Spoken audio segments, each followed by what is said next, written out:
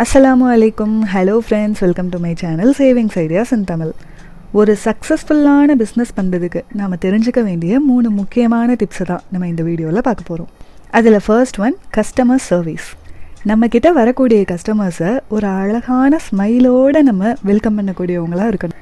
அவங்க வாங்க வந்த பொருள் சின்னதோ பெருசோ எதாக இருந்தாலும் பரவாயில்ல, நம்ம அழகான ஸ்மைலோட மட்டும்தான் அவங்கள நம்ம வெல்கம் பண்ணக்கூடியவங்களாக இருக்கணும்.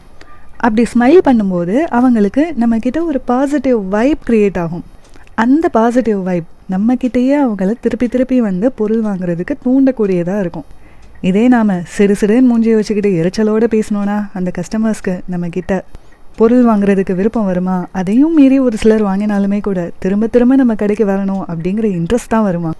நம்மளை அந்த இடத்துல வச்சு பொருத்தி பார்த்தோன்னா நமக்கு கண்டிப்பாக அந்த சிடுசிடுப்பாக எரிச்சலோடு பேசுகிறது வந்து பிடிக்கவே பிடிக்காது. நல்லா ஸ்மைலிங் ஃபேஸோடு யார் பேசுகிறாங்களோ அவங்கக்கிட்ட தான் திரும்ப போகணுன்னு தோணும்.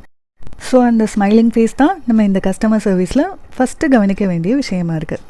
அடுத்ததாக, கஸ்டமர்ஸுடைய நீட் என்ன அப்படிங்கிறத கிளியராக அண்டர்ஸ்டாண்ட் பண்ணிக்கிட்டு அதுக்கேற்ற மாதிரியான ப்ராடக்ட்ஸாக நம்ம அவங்களுக்கு வந்து ப்ரொவைட் பண்ணக்கூடியவங்களாக இருக்கணும். ஒரு ப்ராடக்டை நம்ம கொடுக்குறோன்னா அது எந்தெந்த மாதிரியான ப்ரைஸ் ரேஞ்சில் எல்லாம் இருக்குது அப்படிங்கிறதையுமே கஸ்டமர்ஸ்க்கு நம்ம வந்து தெரியப்படுத்தக்கூடியவங்களாக இருக்கணும். அப்போது தான் அவங்களுக்கு அவங்களோட பட்ஜெட்டில் அவங்களோட ப்ராடக்டை செலக்ட் பண்ணுறது ரொம்ப ஈஸியாக இருக்கும். அதை விட்டுட்டு விலை கம்மியானது வேணுமா அப்படிங்கிற மாதிரி கொஞ்சம் அசிங்கமாக நம்ம அந்த கஸ்டமர்ஸ் கிட்ட கேட்டோன்னா நம்ம கடமையிலேயே அவங்களுக்கு ஒரு அட்ராக்ஷனுங்கிறது சுத்தமாகவே இல்லாமல் போயிடும். அண்ட் நம்ம கஸ்டமர்ஸ்க்கு ஒரு பொருளை செல் பண்ணும்போதே அது ரிலேட்டடான ஒரு சில பொருட்களையும் நம்ம கடையில் வச்சுருந்தோன்னா அதையுமே பொலைட்டாக அழகான முறையில் மார்க்கெட்டிங் பண்ணக்கூடியவங்களாக இருக்கணும்.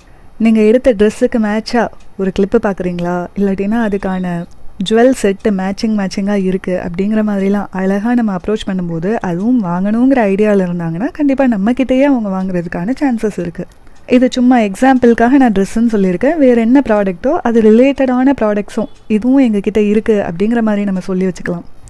தேவைப்பட்டுச்சுன்னா வாங்குவாங்க, தேவைப்படலைன்னா தேவைப்படும்போது நம்மளுமே சொன்னது ஞாபகம் வந்து வாங்குறதுக்கான சான்சஸ் இருக்குது.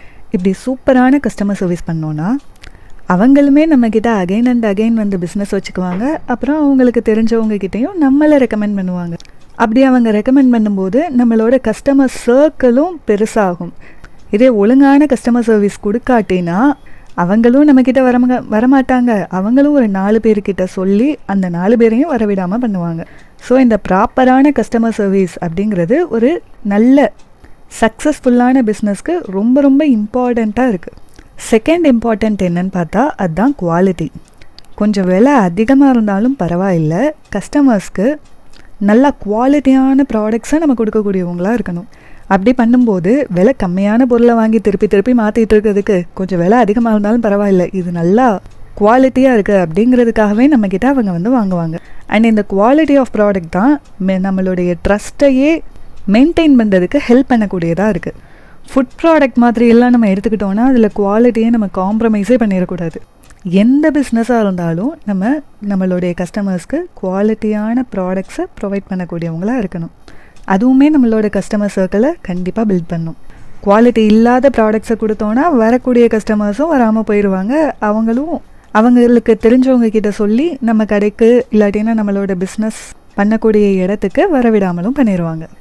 அடுத்ததாக முக்கியமானது பாசிட்டிவ் அட்மாஸ்பியர். கஸ்டமர்ஸ் நம்மளோட பிஸ்னஸ் ஏரியாக்குள்ளே என்டர் ஆகும்போதே அப்படியே நீட்டாக ஒரு குட் ஸ்மெல்லோடு இருந்துச்சுன்னா அதுவுமே அவங்களுக்கு ஒரு பாசிட்டிவிட்டியை க்ரியேட் பண்ணும். அதுக்கு நம்ம ரூம் ஸ்ப்ரே, ரூம் ஃப்ரெஷ்னர் இது தான் யூஸ் பண்ணணுன்னு அவசியம் இல்லை. அகர்பத்தி, அதாவது ஊதுபத்தி, சாம்பிராணி இந்த மாதிரியான நேச்சுரல் ஃப்ராக்னன்ஸை கூட நம்ம யூஸ் பண்ணிக்கலாம். இருக்கக்கூடிய ப்ராடக்ட்ஸையுமே நம்ம நீட்டாக கேட்டகரைஸ் பண்ணி வச்சுருக்கணும்.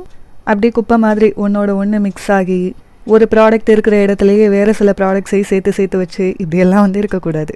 நம்ம பிஸ்னஸ் ஏரியா நீட்டாக குட் ஸ்மெல்லோடு இருக்கிறது மட்டும் முக்கியம் கிடையாது. நாமளும் நீட்டாக க்ளீனாக குட் ஸ்மெல்லோட குட் அப்பியரன்ஸோடு நம்ம வந்து இருக்கக்கூடியவங்களாக இருக்கணும்.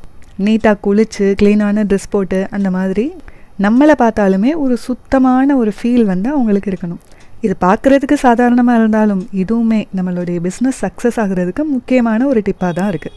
ஸோ ஷார்ட்டாக சொல்லணுன்னா நல்ல ஒரு கஸ்டமர் சர்வீஸ் நம்ம கொடுக்கக்கூடியவங்களாக இருக்கணும். நம்ம கொடுக்கக்கூடிய குவாலிட்டி ட்ரஸ்டபிளாக நல்ல குவாலிட்டியான ப்ராடக்ட்ஸாக இருக்கணும். அடுத்து நம்மளோட பிஸ்னஸ் ஏரியாக்குள்ளே என்ட்ராகும்போதே அவங்களுக்கு ஒரு பாசிட்டிவ் எனர்ஜியுமே க்ரியேட் ஆகணும். இது எல்லாமே நம்ம ஒரு சக்ஸஸ்ஃபுல் பிஸ்னஸை ரன் பண்ணுறதுக்கு தேவைப்படக்கூடிய 3 முக்கியமான டிப்ஸாக இருக்குது. இந்த வீடியோ பிடிச்சிருந்துச்சுன்னா லைக் பண்ணுங்கள். பிஸ்னஸ் பண்ணணும்னு நினைக்கிற உங்களோட ஃப்ரெண்ட்ஸ் அண்ட் ஃபேமிலிக்கு ஷேர் பண்ணுங்கள்.